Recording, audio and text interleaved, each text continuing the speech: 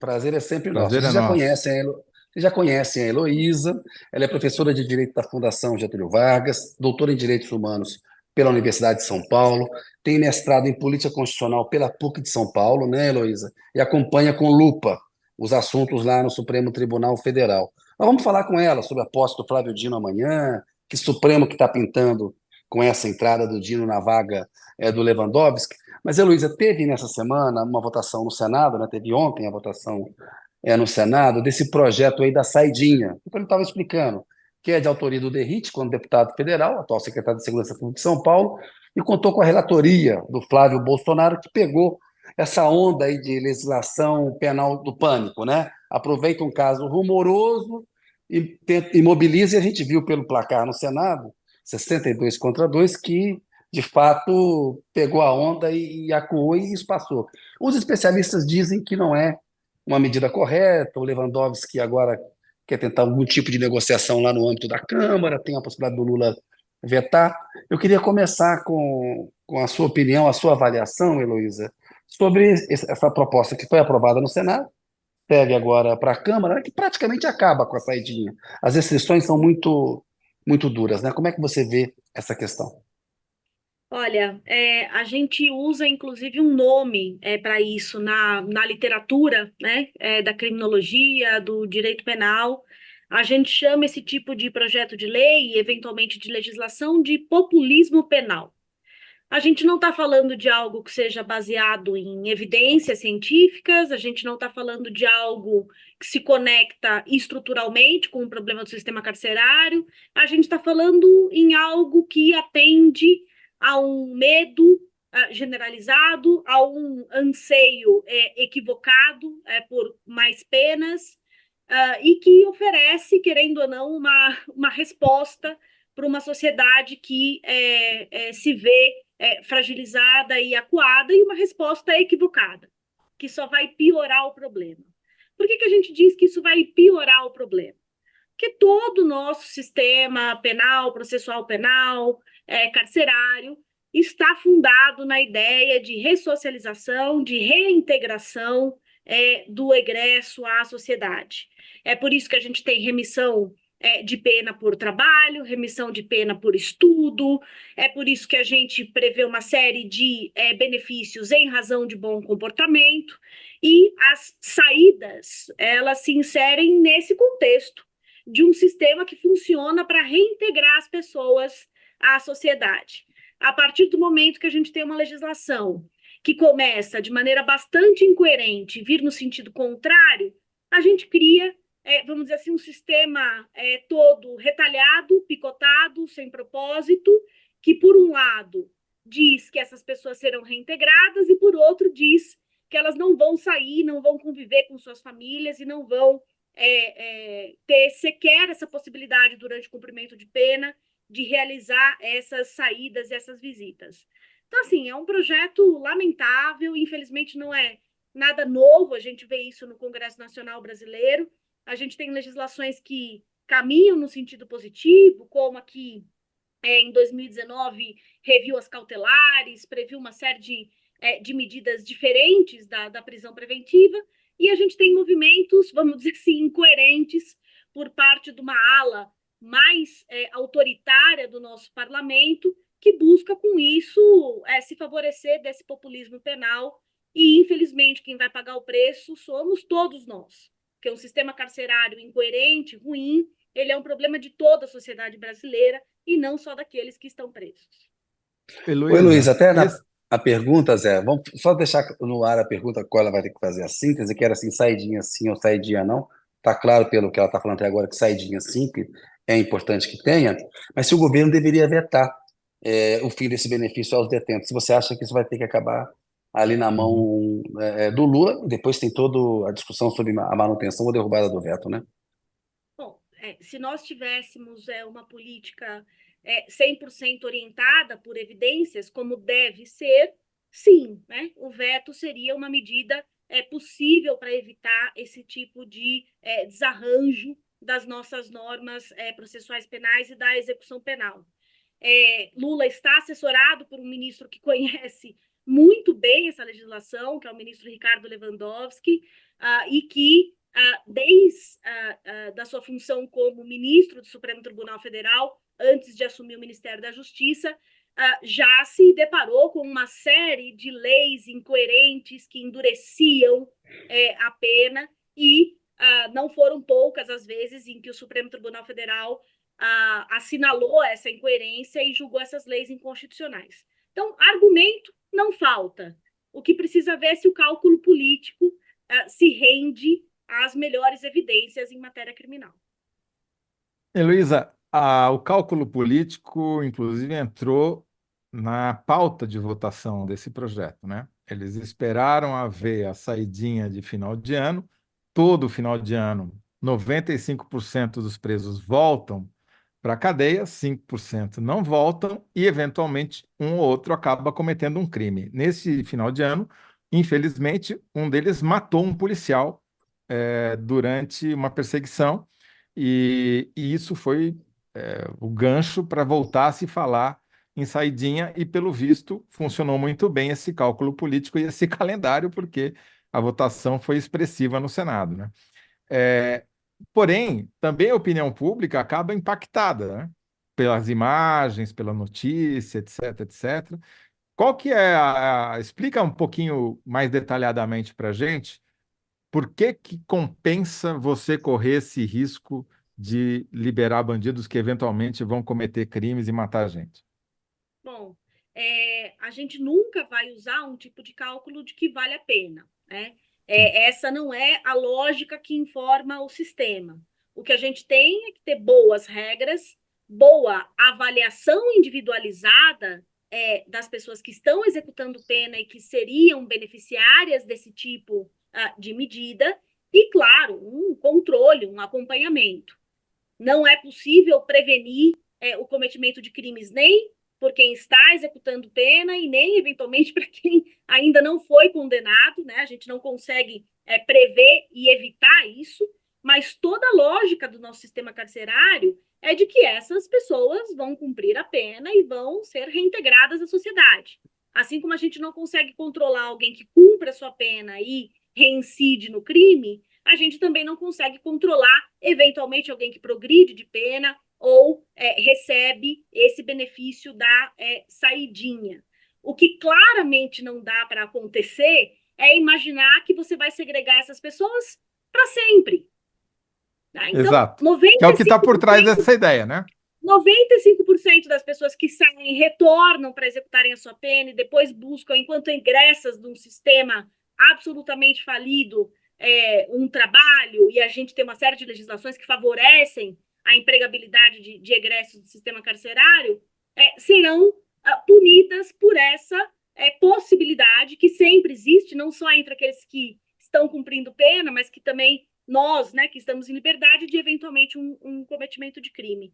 Então, a gente está falando muito mais da lógica estrutural do sistema do que de um cálculo de casos, né, que acontecem, infelizmente acontecem, como esse que aconteceu agora no final do ano. E a gente Eu já tem queria uma terceira.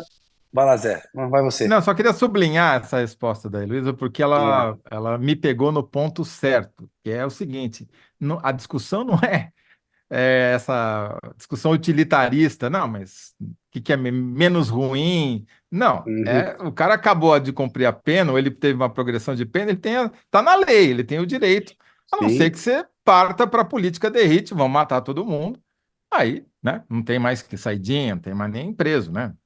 Mata sumariamente antes de chegar lá, né? É um pouco isso, né? Essa discussão. É E tornar bizarro, mais mas é isso, no cruel. fundo é isso. E tornar mais cruel um sistema penitenciário, vai aumentar a tensão do sistema penitenciário, né? Já é a Não, e o terceira maior risco, né? população carcerária do planeta, né? Enfim, a gente prende muita gente presa e você vê que muita gente que usa bem o benefício, que tem um direito, como a Heloísa falou, ela explicou muito bem, né?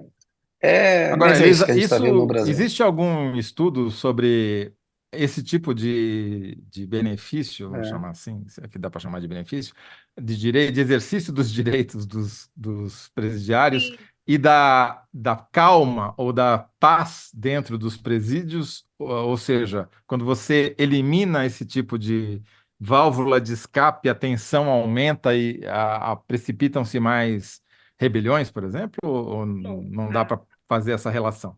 a gente está falando de um sistema bastante complexo, né?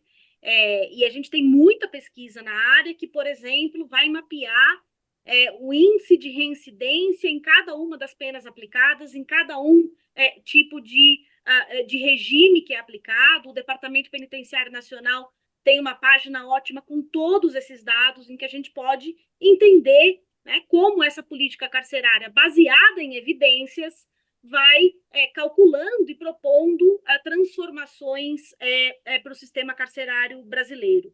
O que a gente sabe é que a pacificação do sistema carcerário passa por diversos fatores, passa pelas condições de detenção, passa pela clareza em relação à pena que está sendo cumprida, que a gente não tem, que a gente tem um número estrondoso de prisões provisórias ainda no nosso sistema carcerário, né? Então, pessoas que sequer ainda receberam uma condenação, passa, e a gente já sabe, isso está mapeado numa série de pesquisas, pela presença de organizações criminosas, passa pela qualificação de agentes penitenciários. A gente tem um fenômeno super complexo para chegar a essa, vamos dizer assim, a capacidade do sistema carcerário tem de manter-se rígido, né? Sem rebeliões, sem fugas em massa e por aí vai. E dentre essas medidas, sim, a clareza em relação ao devido processo, a clareza em relação às regras de conduta interna e a clareza em relação à obtenção de benefícios funciona como um fator que estabiliza as tensões dentro do cárcere. A partir do momento que você vai mudando esse regime disciplinar de qualquer maneira, ou mudando as regras para a concessão de benefícios, você cria mais tensão e pode sim vir a ter episódios mais violentos dentro do sistema. Oi, Luísa, né? Essa coisa que vai numa direção de transformar a prisão em masmorra, né? Um retrocesso e tal, isso de alguma maneira pode acabar no Supremo, pode ser judicializado no sentido de contrariar algum princípio constitucional, algum princípio geral do direito, porque você falou da ressocialização do preso, né? Está previsto. Ou seja, isso daí pode ser, pode vista constitucional, pode ser questionado? Certamente, e não vai ser a primeira vez, né? O caso mais emblemático que nós tivemos no Supremo Tribunal Federal também foi, vamos dizer assim, decorrente de um rompante de populismo penal, quando o nosso Congresso Nacional aprovou a Lei dos Crimes Hediondos e disse que nenhum condenado por crime hediondo poderia progredir de regime durante a execução de sua pena. E este caso foi ao Supremo Tribunal Federal e o Supremo disse, olha, o sistema é um sistema de ressocialização. Essas pessoas, o sistema todo tem por objetivo, né, não só a retribuição pelo ato criminoso, mas a sua reintegração. Se eu não atender esse princípio da ressocialização e não permitir a individualização da execução da pena para cada uma dessas pessoas, ou seja, de maneira genérica, dizer ninguém progride, ou agora, no caso da saidinha, de maneira genérica, ninguém sai, eu estou violando essa necessidade de individualização do cumprimento da pena, que, afinal de contas, as pessoas se relacionam com esse momento de maneira distinta e podem ser premiadas ou não premiadas em razão da sua conduta dentro do cárcere. Então, o Supremo já julgou isso inconstitucional lá atrás, e, assim, tudo bem que a configuração do Supremo mudou, e acho que talvez a gente já vai entrar nesse assunto também, mas o mais provável é que o Supremo se mantenha fiel a essa diretriz que ele já estabeleceu, até porque este tribunal julgou o sistema carcerário brasileiro inconstitucional. Olhou e falou, são tantas violações, tão profundas, sistemáticas e persistentes, que o sistema carcerário inteiro do Brasil é inconstitucional. E o que você faz? Qual é a resposta do Congresso Nacional? Mais cárcere. Realmente é lamentável. Heloísa, uma pergunta de leigo jurídico. Que essa lei seja aprovada e seja sancionada sem veto. Um preso que foi condenado antes dela existir pode alegar direito adquirido para reivindicar a saidinha ou não cabe?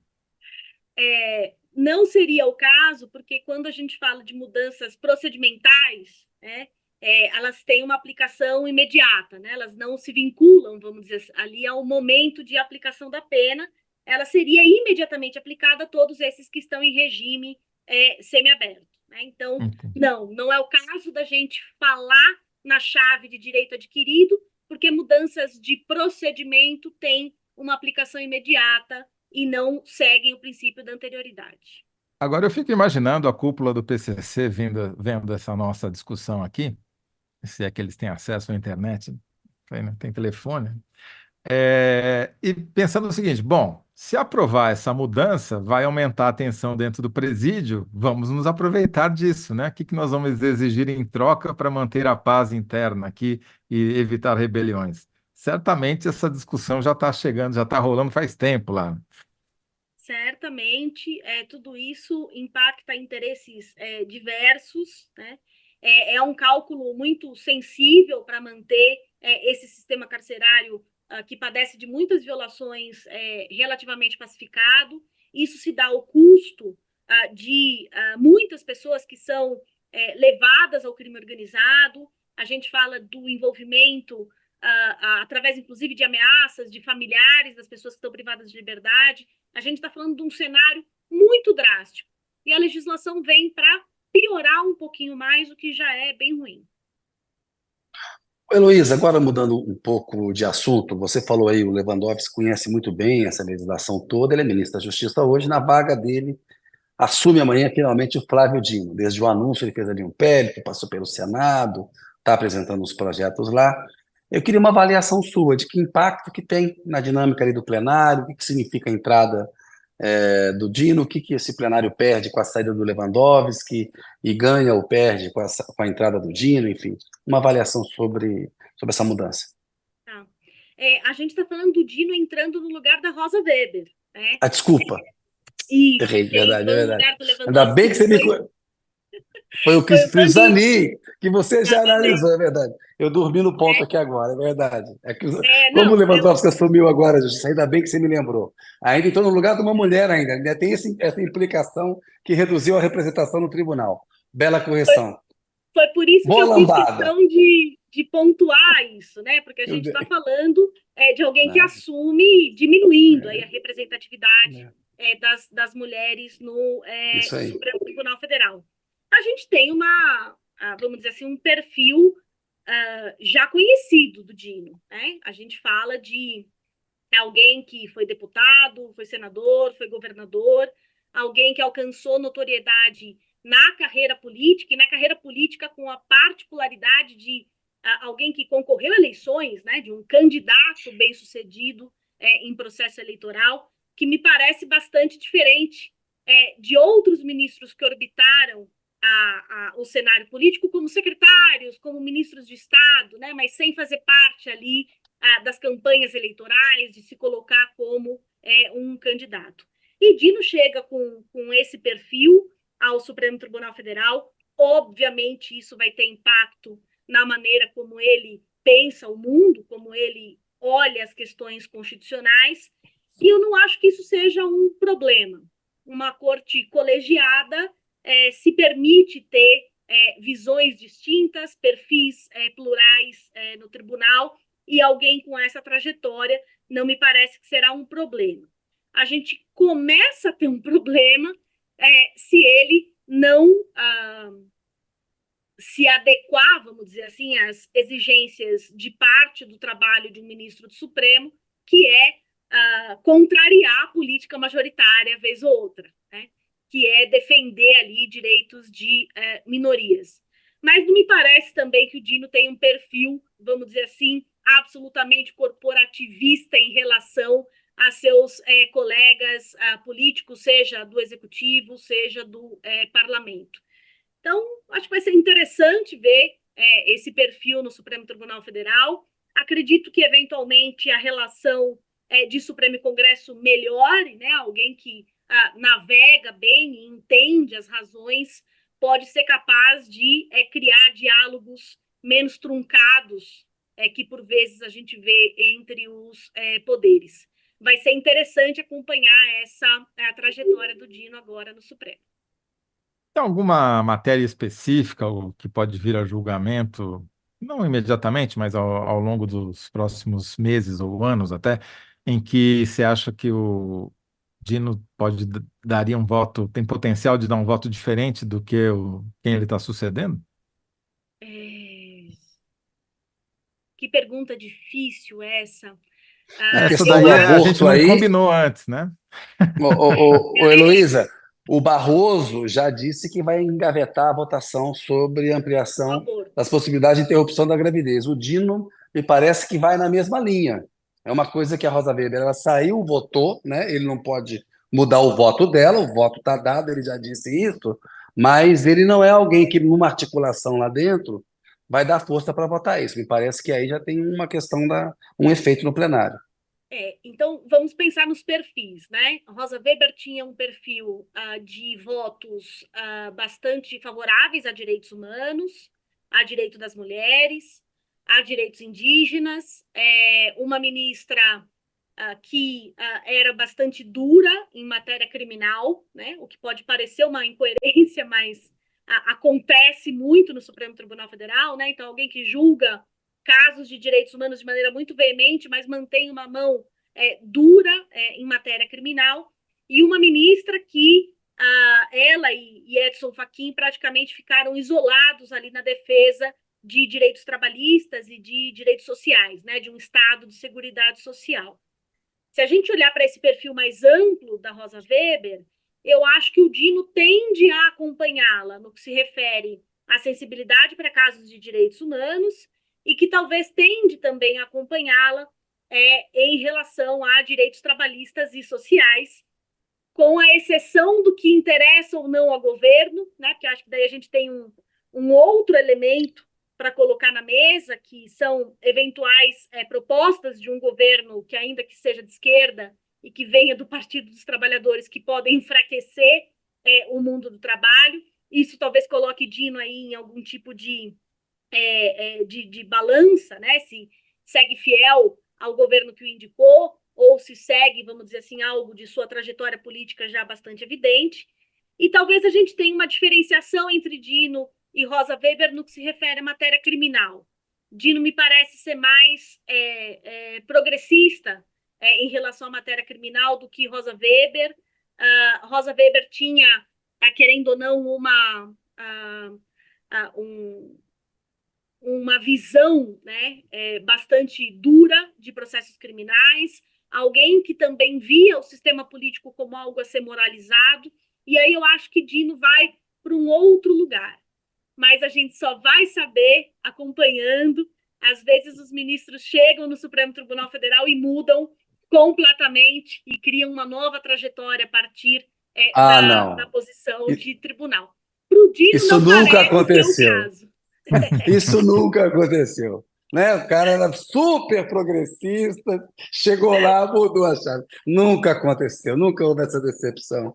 Ai, meu pai. Ô, Heloísa, eu vi que você comentou quando teve a operação da Polícia Federal, antes do Carnaval, e você fez alguns comentários. Eu, no Bloco 1, falei da manifestação que o Bolsonaro convocou para este domingo. Eu queria uma avaliação sua sobre que impacto jurídico isso pode ter na situação dele, se você acha que nenhum. Ele tem o direito de convocar uma manifestação, né? Ele está com uma restrição no direito eleitoral dele, está inelegível, mas ele pode convocar uma manifestação. No entanto, os motivos pelos quais ele convocou é para dizer que ele é a favor do Estado Democrático de Direito, quer defender o Estado Democrático de Direito, portanto, ele vê uma ameaça à nossa democracia e porque ele está sendo perseguido.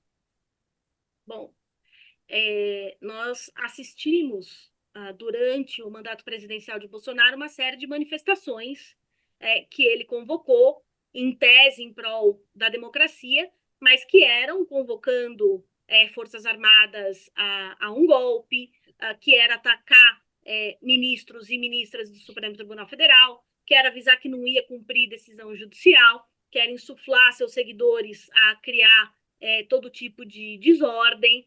Então, depende do que ele está chamando de manifestação, né? Ele tem direito a convocar uma manifestação, a se manifestar de maneira pacífica, mas ele é investigado num processo sobre uma tentativa de golpe que tem entre os atos preparatórios essa incitação de uma turba de seguidores para criar essa desordem. Se eventualmente nessa manifestação ele cria esse tipo de cenário de incitação ao confronto, ao desrespeito ao Supremo, ou de violência contra ministros, ou de ataque ao sistema eleitoral, tudo isso pode, eventualmente, criar condições para que se pense num tipo de prisão preventiva, porque, afinal de contas, a gente teria, vamos dizer assim, o mesmo modus operandi criminal contínuo, né, e contemporâneo, né, que é uma exigência da prisão preventiva, algo que estaria acontecendo agora, e que colocaria, evidentemente, em risco a aplicação ali da lei penal e a investigação. Então, não é um cenário simples para Bolsonaro, talvez seja isso que ele quer, é muito difícil entender o que se passa pela mente de Jair Bolsonaro, mas há um risco, sim, de que, se essa manifestação for as manifestações iguais às manifestações que ele fez enquanto presidente, pode ser que isso sirva de motivo para uma prisão preventiva. Então, E com essa mudança na cúpula da Polícia de São Paulo, na filosofia, você estará tranquila no domingo ou estará preocupada, evitando a região da Paulista? Aliás, a FGV não fica muito longe. A FGV não fica muito longe, mas acho que domingo eu preciso até ver a tabela. Eu vou acompanhar o Juventus na Javari, Opa! que é o tema Prioridades. primordial de interesse da República Brasileira nesse momento, é o desempenho do Juventus da Moca. Então, eu vou estar bem longe da Avenida Paulista nesse momento.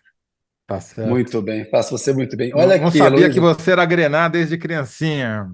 Eu sou grená e conselheira do clube, vocês não têm ideia. Opa! Olha Nossa! aí. Ô, Heloísa, olha só. Júnior Queiroz, será que quando os golpistas forem presos, a extrema-direita vai voltar pela volta da saidinha? Então, comentando aqui o Júnior Queiroz.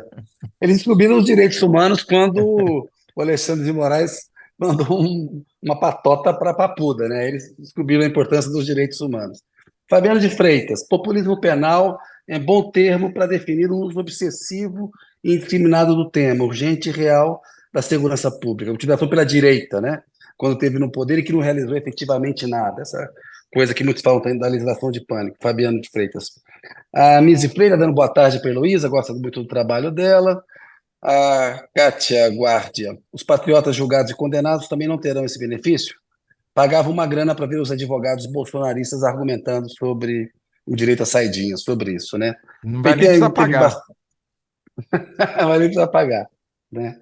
Eu acho, enfim, Zé, temos que caminhar com uma síntese aí para Bom, a a síntese Heloísa. a Heloísa já deu, foi muito clara. Saidinha sim, porque é um direito né? Inalienável. Não vai, pelo amor de Deus, não vou botar inalienável no título, porque a Marina me mata, mas saidinha sim, porque é um direito e precisa ser cumprido, né? Precisa valer, né? Não é isso? Mas você vai ter uma síntese melhor que eu, talvez, Heloísa. Você quer acrescentar alguma coisa? Não, acho que é saidinha sim, populismo penal não. Perfeito. Melhor. E está na hora do Congresso também legislar com base em evidências científicas, né? Chega de negacionismo em matéria criminal, isso não ajuda ninguém. Então, evidências mostram saidinha penal sim, saidinha sim, populismo penal não. Tá. Aí. Muito bom. Olha aí, fechou. O Kennedy acho que caiu, né? Mas a gente vai encerrar aqui. Ô, Elisa, eu queria te agradecer muito mais uma vez pela sua aula. Eu sempre aprendo, né? Eu sou sempre favorável a convidar a Heloísa, porque eu saio menos ignorante do programa. Muito obrigado, Heloísa. Eu adoro participar, sou fã, acompanho sempre. Pode me chamar que eu volto, tá bom? Obrigado e boa sorte para o Juventus domingo, hein? É isso aí. Até mais, gente. Tchau, tchau. Até mais. Pois bem, então vamos chegando aqui ao final.